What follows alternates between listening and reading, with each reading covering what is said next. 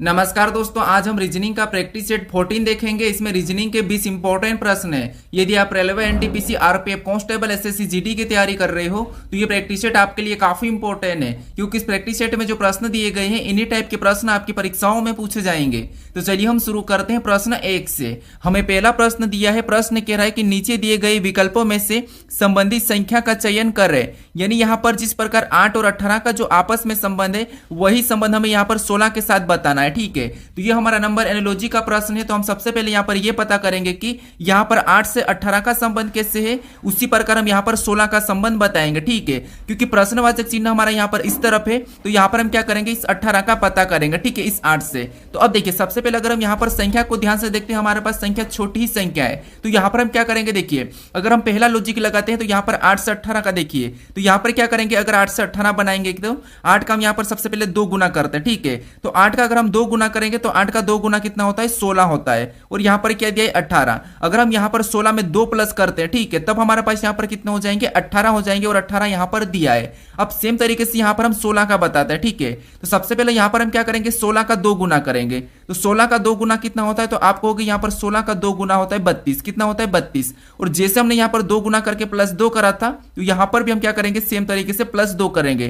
तो यहाँ पर क्या होना चाहिए, तो 32 2 34। ठीक है, तो यहाँ पर क्या होना चाहिए, 34 होना चाहिए। लेकिन ऑप्शन में देखिए हमारे पास यहाँ पर 34 नहीं है, तो ये लॉजिक तो यहाँ पर नहीं लगेगा। ठीक है, तो अब क्या कर सकते, देखिए अगर हम यहाँ पर देखिए आपस में इसका अगर गुणा करेंगे तब भी कुछ हो नहीं रहा है, प्लस करेंगे यानी कि प्लस देखते हैं तो यहाँ पर कितना प्लस हो रहा है। तो यहाँ पर देखिए 8 में जब हम 10 को प्लस करते हैं, ठीक है, तब हमारे पास यहाँ पर कितना होगा, 18। और 18 दिया है। अगर हम सेम तरीके से 16 में भी क्या करते हैं, इसके ही जैसा 10 प्लस करते हैं। ठीक है, तो यहां पर कितना होना चाहिए, तो यहां पर होना चाहिए 26। लेकिन ऑप्शन में हमारे पास 26 नहीं है, तो ये लॉजिक भी यहां पर काम नहीं कर रहा है। ठीक है, तो यहां पर आप थोड़ा सा लॉजिक को समझिए। अगर हम क्या करते हैं, देखिए अगर इनको हम आपस में जोड़ते हैं तो 18 8 कितने होते हैं, तो आप कहोगे 26 होते हैं। ठीक है, कितने होते हैं, 26 होते हैं। कितने होते हैं, 26 होते हैं। ठीक है, कितने होते हैं, 26। अगर हम सेम तरीके से इसका भी दोनों का योग क्या करते हैं, 26 लाते हैं। ठीक है, तो प्रश्नवाचक चिन्ह के स्थान पर क्या रखेंगे, तो 26 आएगा। तो आप कहोगे यहाँ पर 16 है, और 16 से अगर हमें यहाँ पर क्या रखें कि 26 आएगा, तो आप कहोगे यहाँ पर हम 10 को रखेंगे, तब हमारे पास यहाँ पर 26 आएगा। लेकिन 10 भी हमारे पास ऑप्शन में नहीं है, तो अब हम क्या करते हैं, यहाँ पर गुणा करके देखते हैं। ठीक है, लॉजिक को अच्छे से समझिए। अगर हम यहाँ पर देखिए इनका आपस में गुणा करते हैं तो 18 8 ही कितने होते हैं, तो आप कहोगे 18 8 होते हैं 144। कितने होते हैं, 144। यहाँ पर भी हम 16 के साथ किसका गुणा करें कि हमें यहाँ पर कितना मिले, तो आप कहोगे यहाँ पर देखिए 16 के साथ किसका गुणा करें कि हमें यहाँ पर 144 मिले। ठीक है, ये हम अब पता करते हैं। हमने प्लस करके देख लिया था। तो अब देखिए अगर हम यहाँ पर 16 के साथ किसका गुना करेंगे, तो आप कहोगे 16 के साथ अगर हम 9 का गुना करते हैं, 9 कर रख के, तो हमें यहाँ पर 16 नाम कितने मिलेंगे, 144। और 144 यहाँ पर आया है और 144 यहाँ पर भी आया। ठीक है, तो अच्छा लॉजिक है। तो यहाँ पर क्या आएगा, 9 आएगा। ठीक है, तो अब ऑप्शन में देखिए 9 कहां पर है, तो ऑप्शन नंबर हमें यहाँ पर सी में दिया है। तो ऑप्शन नंबर सी हमारा इस प्रश्न का सही जवाब होगा। अब चलिए हम बढ़ते हैं प्रश्न 2 पे। अब दूसरे नंबर का प्रश्न दिया है। अब प्रश्न कह रहा है कि दी गई श्रृंखला श्रेणी में अगली संख्या ज्ञात कीजिए। यानी हमें यहाँ पर एक श्रृंखला श्रेणी दी है और इसी में एक प्रश्नवाचक चिन्ह दिया है। यहाँ पर कौन सी संख्या होगी ये हमें बताना है। ठीक है, तो देखिए जब भी हम श्रृंखला के प्रश्नों को सोल्व करते हैं तो सबसे पहले हम क्या करते हैं, श्रृंखला यानी कि संख्या को ध्यान से देखते हैं कि संख्या कैसे लिखिए।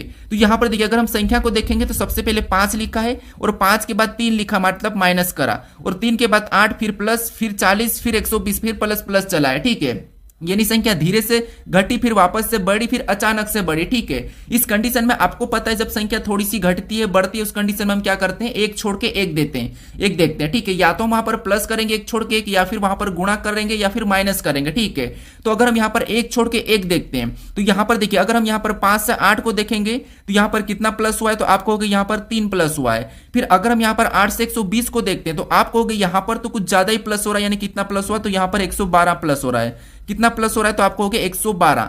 यानी यहाँ पर देखिए अब हम इसको देखते हैं, 3 से 40 को देखते हैं तो यहाँ पर कितना प्लस हुआ, तो यहाँ पर 37 प्लस हुआ है। ठीक है, कितना, 37। अगर हम सेम तरीके से अगली संख्या बताने के लिए 40 में 37 प्लस करते हैं तो 40 में जब हम 37 को प्लस करेंगे तो संख्या यहाँ पर देखिए बहुत बड़ी है, तो यहाँ पर ये लॉजिक तो काम नहीं कर रहा प्लस वाला। तो अब हम यहाँ पर क्या करते हैं, यहाँ पर गुणा करके देखते हैं। अगर हम यहाँ पर 5 और 8 का आपस में गुणा करते हैं, ठीक है, तो यहाँ पर देखिए 5 और 8 का गुणा करेंगे तो यहाँ पर कितने हो रहे, तो 5 8 40 यहाँ पर दिया है। ठीक है, सेम तरीके से यहां पर गुणा करने पर दिया है। सेम तरीके से यहां पर भी हम क्या करते हैं, 3 और 40 का आपस में गुणा करते हैं, तो यहां पर 40 तिरिया कितने होते हैं, 120 होते हैं, और 120 भी यहां पर दिया है। यानी अगली संख्या बताने के लिए हम यहां पर क्या करेंगे, 8 और 120 का गुणा कर लेंगे। ठीक है, लॉजिक को समझना। तो 8 और 120 का गुणा करेंगे तो 12 8 96, यानी यहां पर कितने हो रहे, 960 हो रहे। ठीक है, कितने हो रहे, 960 हो रहे गुणा करने पर। यानी हमने यहां पर क्या करा, इसका गुणा करा तो हमें यह संख्या प्राप्त हुई। अब हमें और भी अगली संख्या बताना हो तो हम क्या करेंगे, इन दो संख्याओं के साथ गुणा कर लेंगे। ठीक है, लेकिन हमें ये वाली संख्या पूछी थी तो यहां पर हमारे पास 960 आया। ठीक है, तो ऑप्शन में देखेंगे तो ऑप्शन नंबर हमें यहां पर डी में दिया है, तो ऑप्शन नंबर डी हमारा इस प्रश्न का सही जवाब होगा। ठीक है, लॉजिक को अच्छे से समझते हुए चलिए।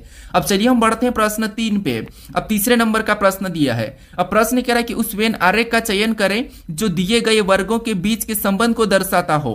यानी हमें यहां पर आयरलैंड दिया है, डबलिन दिया है और ग्रीस दिया है, इनके बीच वेन डायग्राम कैसा बनेगा यह प्रश्न हमें दिया है।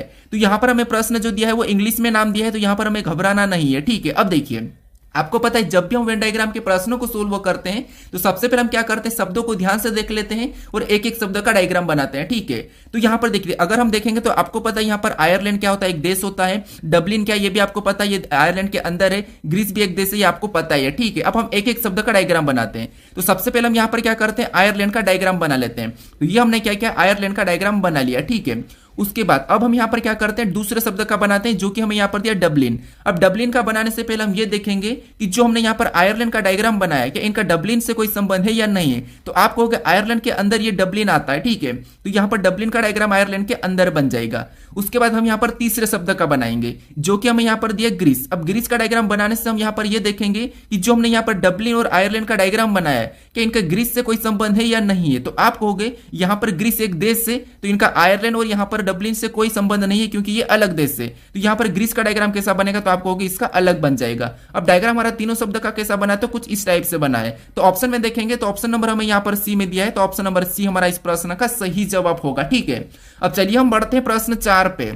अब 4 नंबर का प्रश्न दिया है। अब प्रश्न कह रहा है कि विलुप्त संख्या ज्ञात कीजिए। यानी हमारे पास यहां पर 3 आकृतियां दिखाई दे रही है। ठीक है, और इसमें एक आकृति में प्रश्नवाचक चिन्ह दिया है, यहां पर कौन सी संख्या होगी यह हमें बताना है। ठीक है, यहां पर हमारे पास लुप्त संख्या है, विलुप्त संख्या है। तो अब देखिए जब भी हम लुप्त संख्या के प्रश्न को सोल्व करते हैं तो मैं आपको बताता हूं कि जब भी आपको क्या करना है, सबसे पहले देखना है कि प्रश्नवाचक चिन्ह कहां पर दिया है। तो प्रश्नवाचक चिन्ह हमें यहां पर दिया है, तो इसी की जगह बाकी की आकृतियों में संख्या कैसे लिखी ये सबसे पहले तो आपको पता करना है। तो जैसे इसी की जगह देखेंगे तो यहां पर हमारे पास देखिए यहां पर 84 लिखा है और यहां पर 54 लिखा है। ठीक है, क्योंकि यहां पर नीचे की ओर ठीक है प्रश्नवाचक है, तो हम भी यहां पर नीचे वाली संख्या को सबसे पहले तो पता करेंगे। ठीक है, अब इन संख्याओं को कैसे पता करेंगे, तो यहां पर ऊपर वाली जो 2 संख्या इनको ऐसा क्या करें कि हमें यहां पर 54 मिले, सेम तरीके से इन संख्याओं को भी साथ करना और यहां पर हमें 84 का पता करना है। ठीक है, चाहे यहां पर हम प्लस कर सकते हैं, माइनस कर सकते हैं, गुणा कर सकते हैं, भाग भी दे सकते हैं। ठीक है, तो अब देखिए सबसे पहले अगर हम यहां पर क्या करते हैं, इसमें माइनस करते हैं, तो 81 में से 6 माइनस करेंगे तो मतलब 54 तो बहुत नीचे है, तो इस माइनस तो होगा नहीं।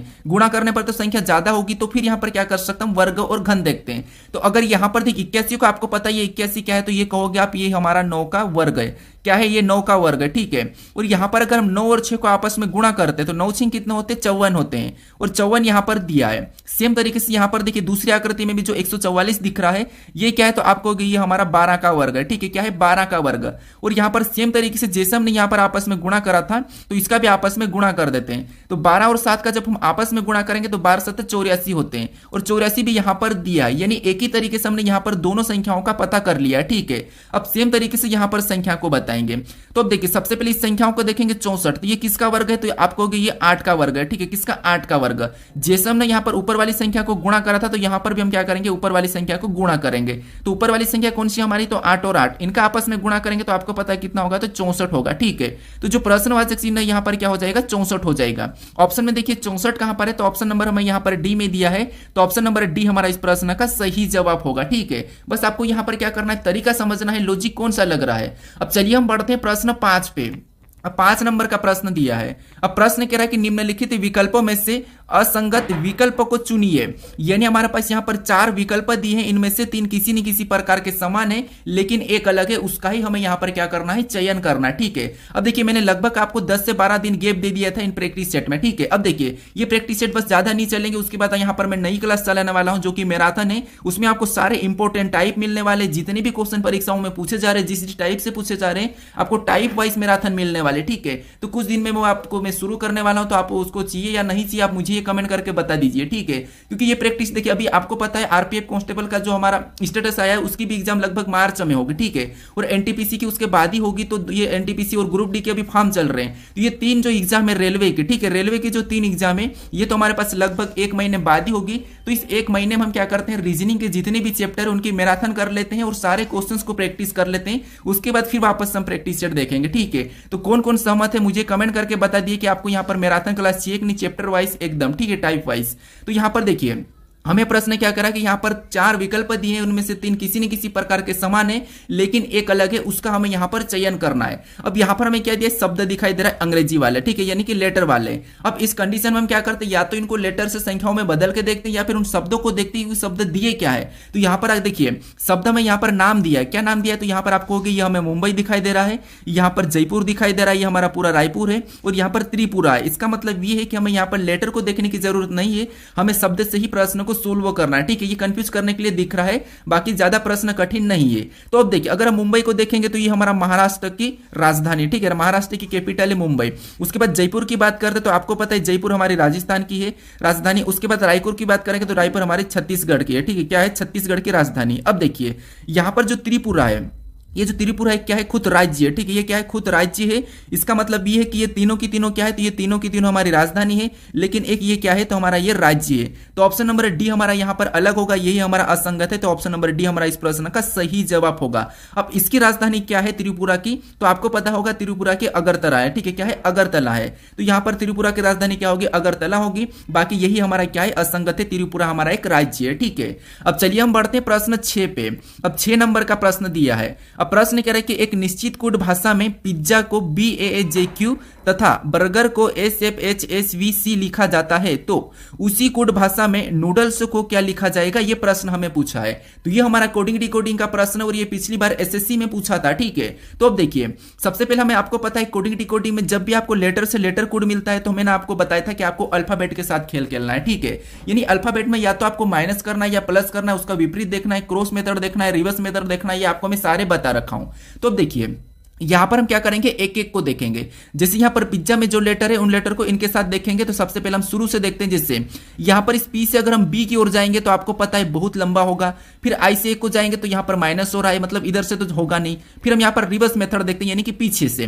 तो अगर हम पीछे से देखेंगे तो ए से बी के जाएंगे तो आसान है। ठीक है, यानी यहां पर देखिए ए में या ए से बी मतलब +1, फिर यहां पर देखिए जेड से ए मतलब +1, जेड से मतलब +1, आई से जे मतलब यहां पर भी +1, पी से क्यू मतलब यहां पर भी +1, यानी यहां पर रिवर्स मेथड है। ठीक है, कौन सी मेथड है, तो रिवर्स मेथड है। सेम तरीके से बर्गर का पता करते हैं। तो यहां पर भी देखिए अगर बी से एस की ओर जाएंगे तो आपको पता है लंबा पड़ेगा, तो हमें यहां पर क्या मिला है, रिवर्स मेथड मिला है। तो यहां पर भी रिवर्स मेथड यूज करेंगे। तो आर से एस +1, ई से ए +1, एच से जी मतलब जी से एच +1, आर से एस यहां पर भी +1, यू से भी +1, बी से सी यहां पर भी +1, यानी हमें यहां पर कौन सा लॉजिक मिला है, तो यहां पर रिवर्स मेथड में +1 करना है। तो सेम तरीके से यहां पर नूडल्स में भी यही करेंगे। ठीक है, तो यहां पर देखिए सबसे पहले रिवर्स मेथड पीछे से, यानी कि यहां पर +1 करेंगे तो क्या होगा, टी। ऑप्शन में देखेंगे तो ए में नहीं है, सी में नहीं है और डी में नहीं है। तो ऑप्शन नंबर बी हमारा इस प्रश्न का सही जवाब होगा। हमें यहां पर पूरा भी चेक करने की जरूरत नहीं है। अगर चेक करेंगे तो यहां पर क्या होगा, ई के बाद एफ हो जाएगा, एल हो जाए, एल के बाद क्या होगा, तो आपको एम होगा। तो यहां पर TFM दिया है,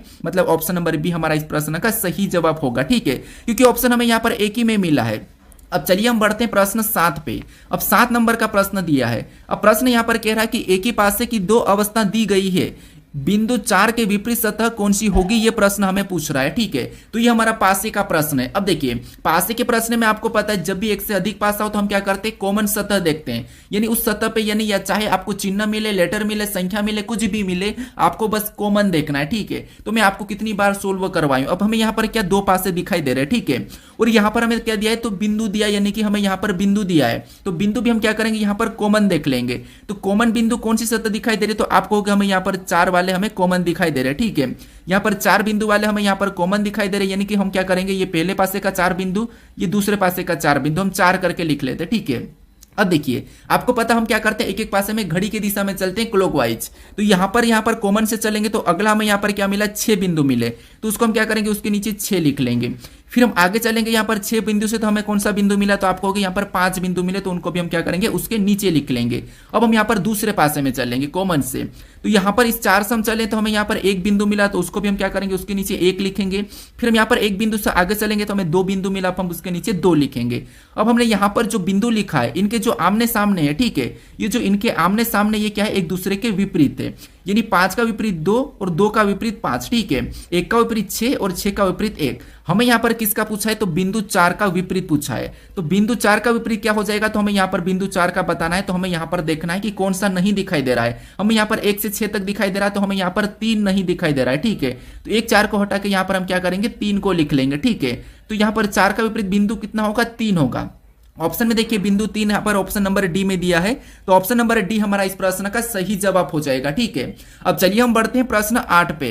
अब 8 नंबर का प्रश्न दिया है। अब प्रश्न कह रहा है कि दी गई आकृति में ऐसे कितने बैरल है जो केवल जग है, यानी हमें यहाँ पर एक आकृति दी है, इसमें ऐसे कितने बैरल है जो केवल जग है, ये प्रश्न हमें पूछ रहा है। ठीक है, तो ये हमारा वेन आरेख का ही प्रश्न है, हमें यहाँ पर क्या करना है, आकृति का अध्ययन करना है। ठीक है, तो जैसे अगर हम यहाँ पर इस वर्ग की बात करते हैं, यहाँ पर हमें जो वर्ग दिखाई दे रहा है, ठीक है, इसकी बात करते हैं, तो इसके अंदर जितनी भी संख्या होगी वो सभी की सभी अपने आप में क्या होगी, बोतल होगी। उसके बाद अब यहाँ पर हमें जो त्रिभुज दिखाई दे रहा है, ठीक है, इसके अंदर जितनी भी संख्या होगी सभी अपने आप में क्या होगी, तो वो होगी बैरल।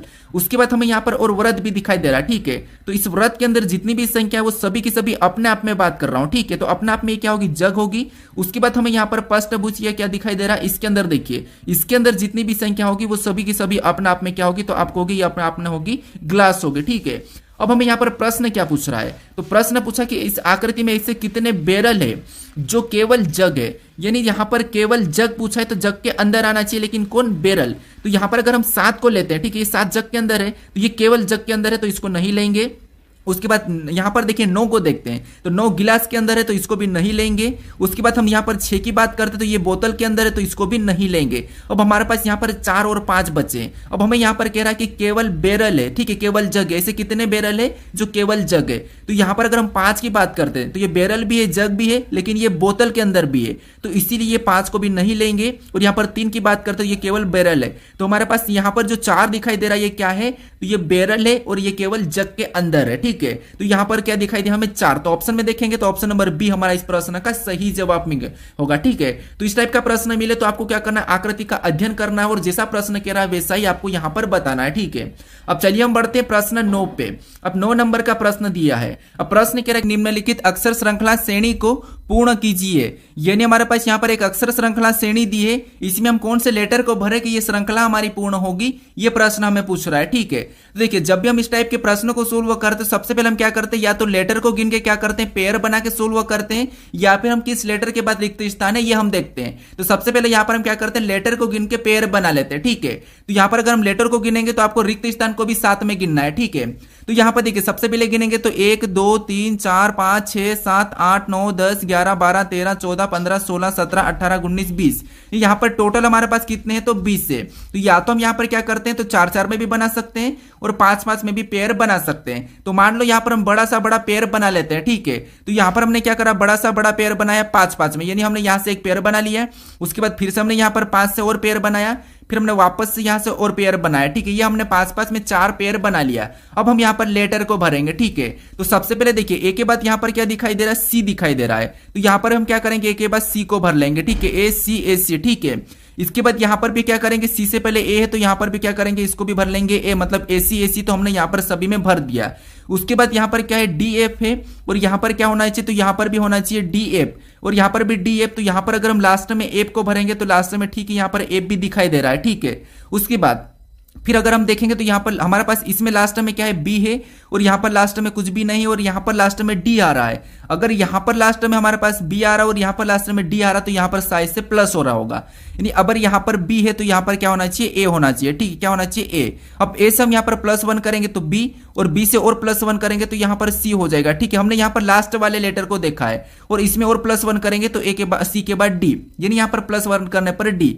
उसके बाद यहाँ पर तो देखिए सी के बाद क्या है, तो आप कहोगे यहाँ पर सी के बाद डी है, सभी में डी है तो यहाँ पर हम डी को भर लेंगे। ठीक है, और इसमें भी हम यहाँ पर क्या करेंगे, डी के बाद हम एफ को भर लेंगे, क्योंकि डी के बाद एफ है। अब देखिए यहाँ पर एफ भी हमने भर लिया। अब हमारे पास यहाँ पर पेयर जो बना है, यहाँ पर देखेंगे कि क्या सेम समान पेयर बने या नहीं बने।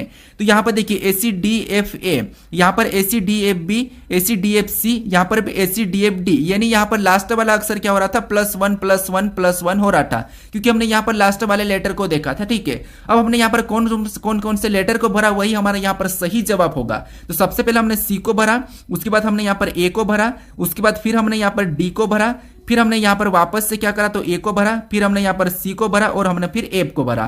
तो ये अगर हम ऑप्शन में देखें तो लास्ट में एफ हमें यहाँ पर केवल ऑप्शन ए में दिखाई दे रहा है, तो ऑप्शन नंबर ए हमारा इस प्रश्न का सही जवाब होगा। ठीक है, अब चलिए हम बढ़ते हैं प्रश्न 10 पे।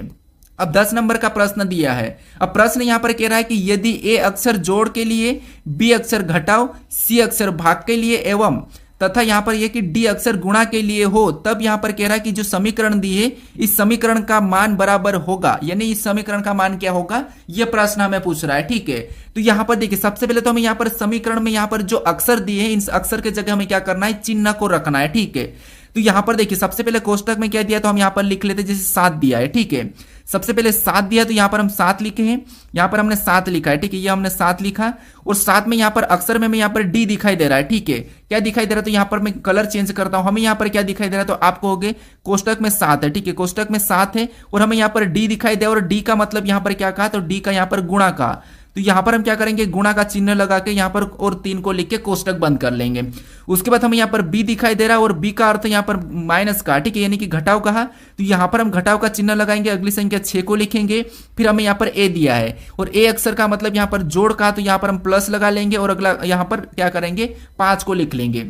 उसके बाद वापस से कोष्टक बंद करेंगे, और यहां पर 20 दिया है तो 20 को वैसा ही लिखेंगे, और यहां पर सी दिया है, और सी का अर्थ यहां पर भाग का, तो यहां पर हम क्या करेंगे, भाग का चिन्ह लगा के अगला हम 20 लिखेंगे और कोष्टक बंद कर लेंगे। अब इसको हम क्या करते हैं, बोर्डमास रूल पे सोल्व करते हैं। तो आपको पता है सबसे पहले कोष्टक सोल्व होता है, फिर भाग सोल्व होता है, गुणा सोल्व होता है, ये तो आपको पता ही है। तो इधर हम कोष्टक सोल्व करते हैं, तो यहां पर देखिए इसमें गुणा कर लेंगे। ठीक है, तो यहां पर 7 या 21 हो जाएगा। ठीक है, और माइनस का 6 वैसा ही उतरेगा, प्लस का 5 भी वैसा ही रहेगा। इधर भाग दे देंगे तो आपको पता है 20 में 20 का भाग देंगे तो यहां पर तो एक ही बार में जाएगा, यानी यहां पर क्या होगा, तो आप कहोगे यहां पर 1 होगा। ठीक है, क्या होगा, 1, यानी यहां पर कोई भी चिन्ह नहीं है, तो यहां पर गुणा कर लेते तो यहां पर 5 ही होगा। ठीक है, क्योंकि यहां पर सोल्व करने पर 1 होगा, और 1 जब कोष्टक से बाहर निकलेगा तो 5 के साथ गुणा करेगा तो 1 ही होगा। ठीक है, यानी 5 ही होगा। अब इसको सोल्व करते हैं। ठीक है, तो आपको पता है सबसे पहले अगर हम माइनस कर लेते 21 में से 6 को माइनस करेंगे तो यहां पर कितना बचेगा, 15 बचेगा, और प्लस क्या करेंगे, 5 करेंगे। ठीक है, क्या करेंगे, प्लस 5 करेंगे, तो यहां पर हमारे पास कितना हो रहा है, 20 हो रहे हैं। तो यहां पर देखिए ऑप्शन में देखिए 20 कहां पर है, तो ऑप्शन नंबर सी में दिया है, तो ऑप्शन नंबर सी हमारा इस प्रश्न का सही जवाब होगा। ठीक है, अब चलिए हम बढ़ते हैं प्रश्न 11 पे। अब 11 नंबर का प्रश्न दिया है।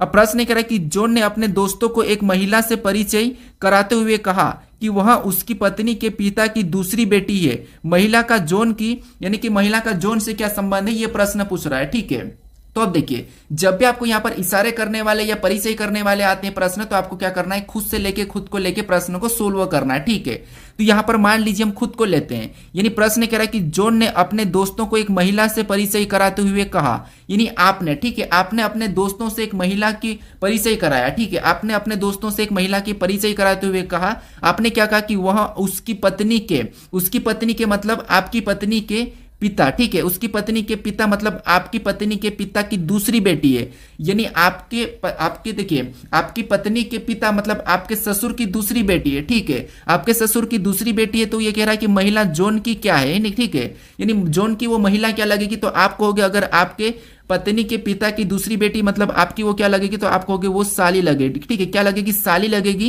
तो ऑप्शन में देखिए साली कहां पर है, तो ऑप्शन नंबर सी में दिया है, तो ऑप्शन नंबर सी हमारा इस प्रश्न का सही जवाब होगा। ठीक है, तो आपको क्या करना है, खुद को लेकर प्रश्न को सोल्व करना है, आसानी से सोल्व हो जाएगा। अब चलिए हम बढ़ते हैं प्रश्न 12 पे।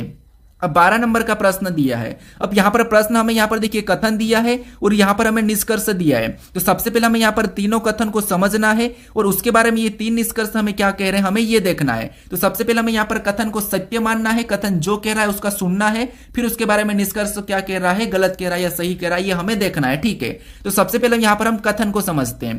तो यहाँ पर पहला कथन कह रहा है कि सभी कवर जार है, यानी जितने भी कवर है। ठीक है, यानी मान लो ये कवर है। ठीक है, ये क्या है, ये कवर है और ये सभी की सभी कवर क्या है, तो सभी की सभी कवर जार है। ठीक है, जार है, इसका मतलब ये जार के अंदर आ जाएंगे। ठीक है, क्या हो जाएंगे, जार के अंदर आ जाएंगे और ये हमारा क्या हो गया, जार हो जाए। तो यहाँ पर जितने भी कवर सभी की सभी क्या है, जार है। ठीक है, ये हमने डायग्राम बना लिया।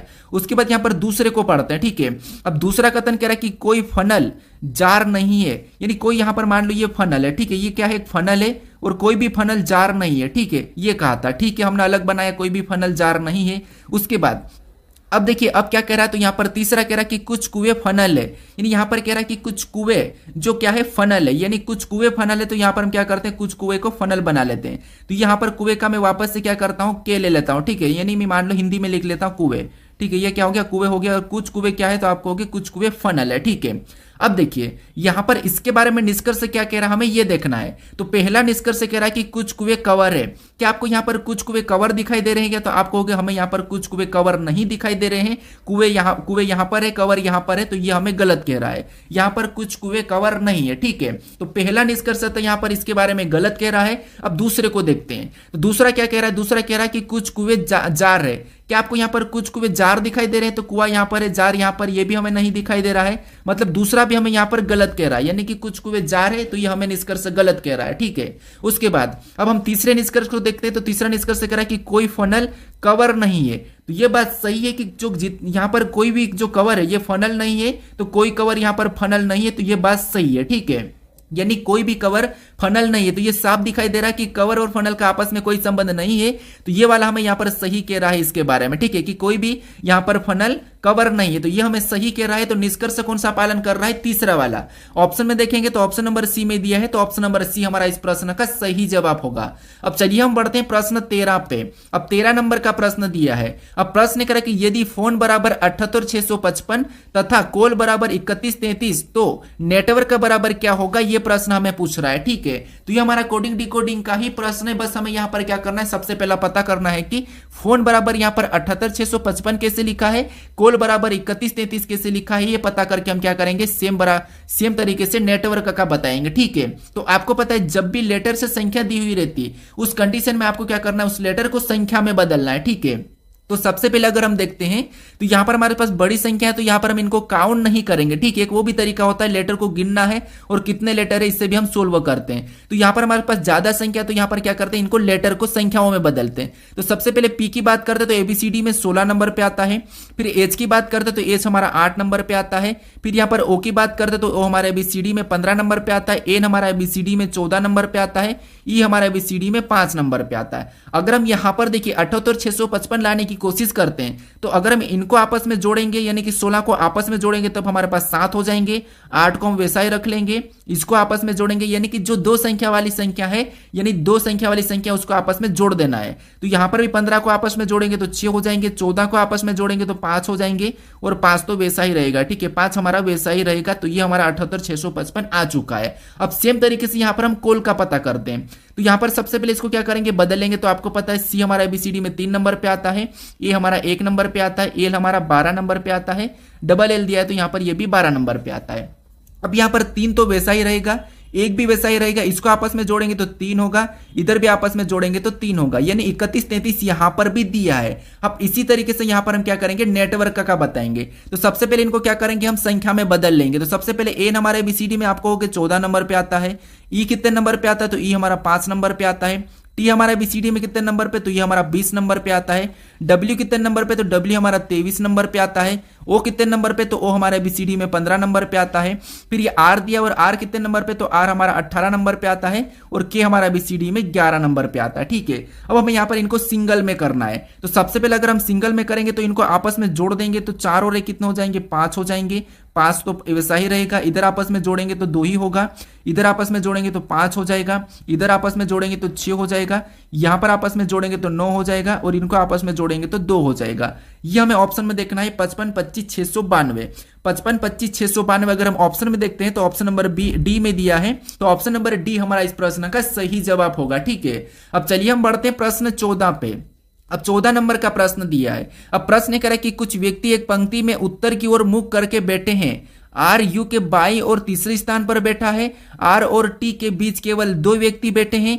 क्यू और यू के बीच केवल 1 व्यक्ति बैठा है। यू के दाई और केवल 1 व्यक्ति बैठा है। केवल वी टी के बाई और बैठा है। तो पंक्ति में कितने व्यक्ति बैठे हैं, ये प्रश्न हमें पूछ रहा है। ठीक है, यहां पर हमें ये नहीं पूछा है कि किसके दाएं कौन बैठा है, इसके सामने कौन बैठा है, तीसरे स्थान पर कौन बैठा है, ऐसा कुछ भी नहीं पूछा। हमें यहां पर पूछा है कि उस पंक्ति में कुल कितने व्यक्ति बैठे हैं। तो यहां पर अगर आप लेटर को गिन के प्रश्न सोल्व करने की कोशिश करोगे तो प्रश्न आपका गलत हो जाएगा। आपको यहां पर क्या करना है, इनको उत्तर की ओर मुख करके एक पंक्ति में बिठाना ही होगा। ठीक है, क्योंकि अगर आप इनको गिन के कर लोगे, इन लेटर को गिन लोगे तो आपका प्रश्न गलत हो जाएगा। अब देखिए यहां पर हम क्या करते हैं, एक पंक्ति में बिठाते हैं उत्तर की ओर मुख करके, यानी कि इस टाइप के बैठेंगे और इनका सिर किधर होगा तो ऊपर की ओर होगा। ठीक है, अब देखिए यहां पर कह रहा है कि कुछ व्यक्ति एक पंक्ति की में उत्तर की ओर मुख करके बैठे हैं।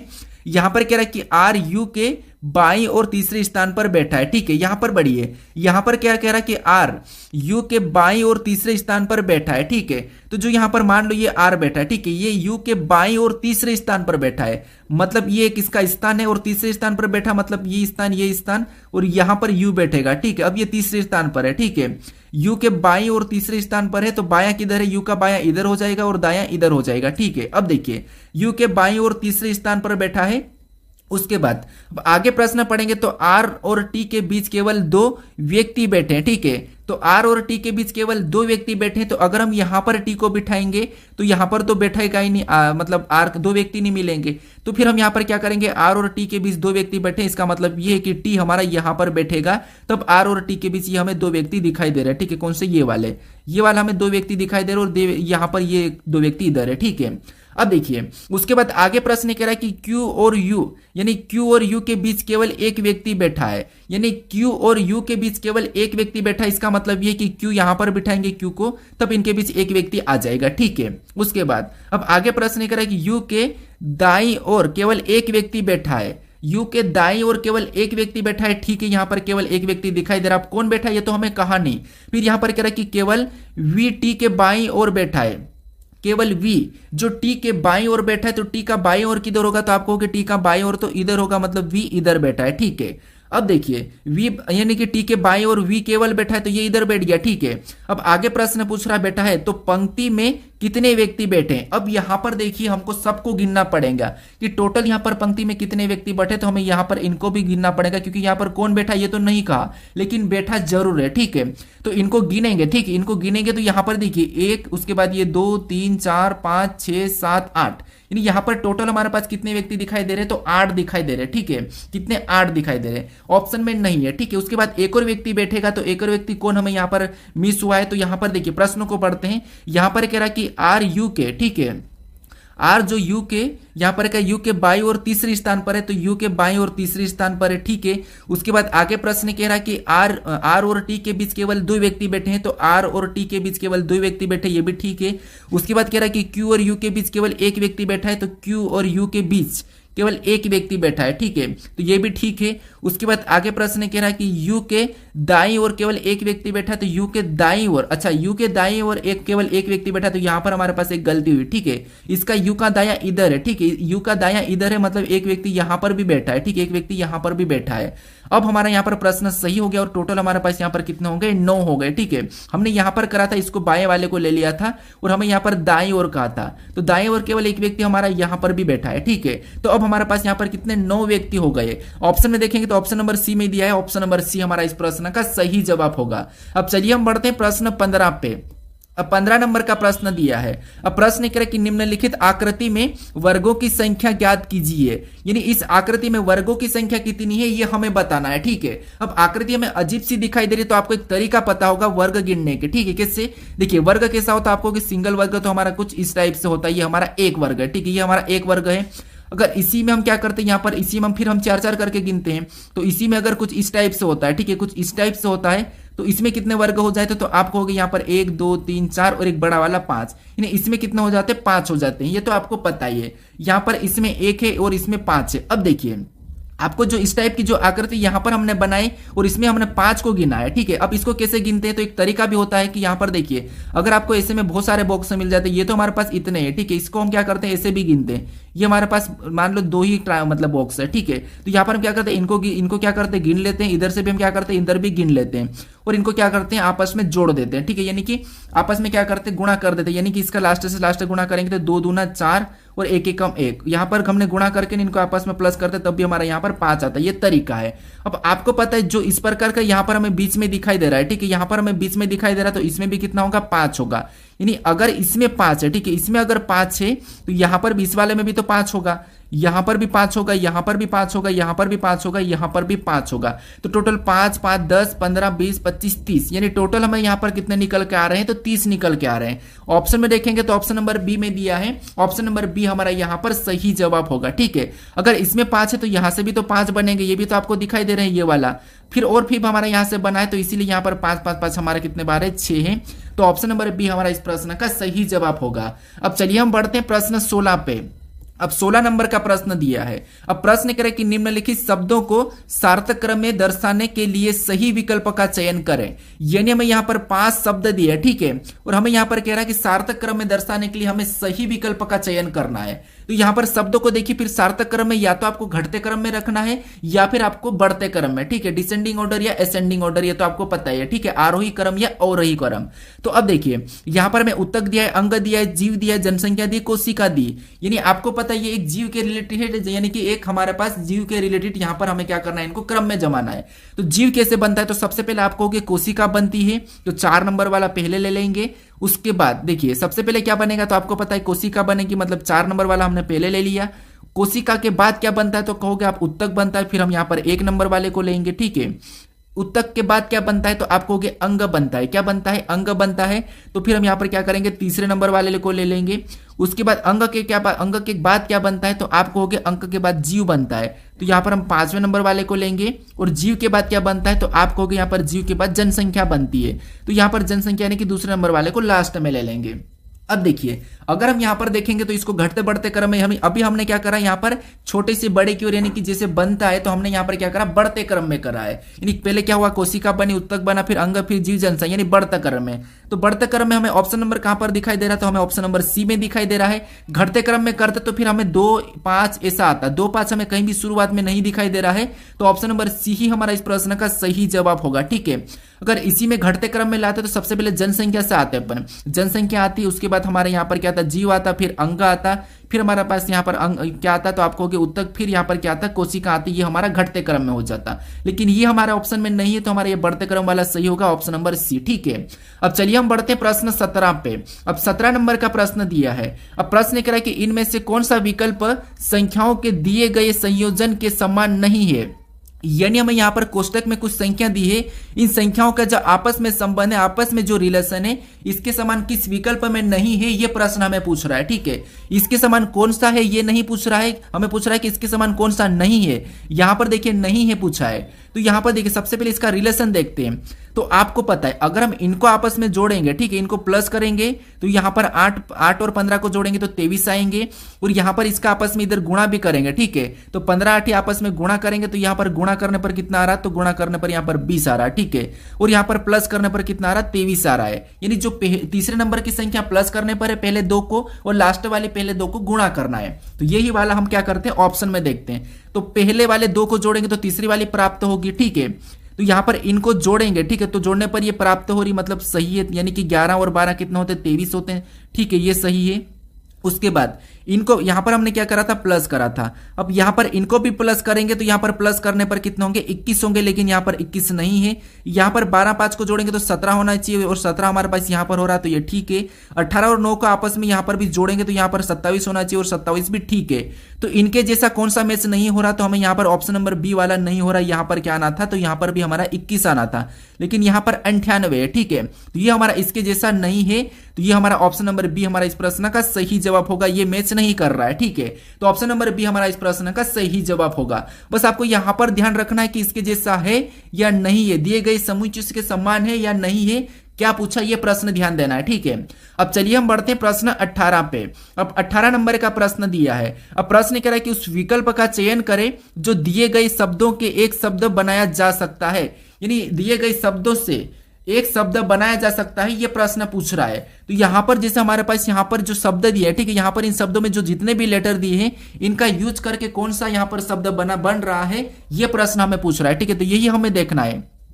तो यहां पर देखिए, यहां पर सबसे पहले देखेंगे तो पहले वाले में एम दिया है, ठीक है, ए भी दिया है, ठीक है, आई भी दिया है, ठीक है, उसके बाद और भी हमें यहां पर एन दिया है, वो भी ठीक है, फिर हमें यहाँ पर टी दिया है, ठीक है, फिर हमें ए दिया है तो ए भी ठीक है, फिर से हमें यहाँ पर आई दिया है तो ठीक है, फिर से हमें यहाँ पर एन दिया है तो एन भी हमारे पास है, ठीक है, फिर हमें यहाँ पर आई दिया और आई हमारे पास और इसमें नहीं है तो हम इसको नहीं बना सकते, क्योंकि यहाँ पर जो चीज यहाँ पर उपलब्ध नहीं है तो यहाँ पर एक्स्ट्रा हम कैसे ले सकते हैं। एक ही चीज को दो बार तो यूज कर ही नहीं सकते हैं। जैसे मान लीजिए आपने मान लो एक दीवार बनाया, ठीक है, आपने एक मान लो दीवार बनाया और किसी ईंट को आपने यहाँ पर यूज कर दिया, क्या इसी ईंट को निकाल के आप यहाँ पर यूज कर पाओगे क्या दीवार के लिए? नहीं कर पाओगे। इसीलिए यहाँ पर जो आई जितने थे उसने तो यहाँ पर यूज हो चुके हैं, अब हम अलग से उसी को उठा के तो यूज नहीं कर सकते, इसलिए ये नहीं बन रहा है, ठीक है।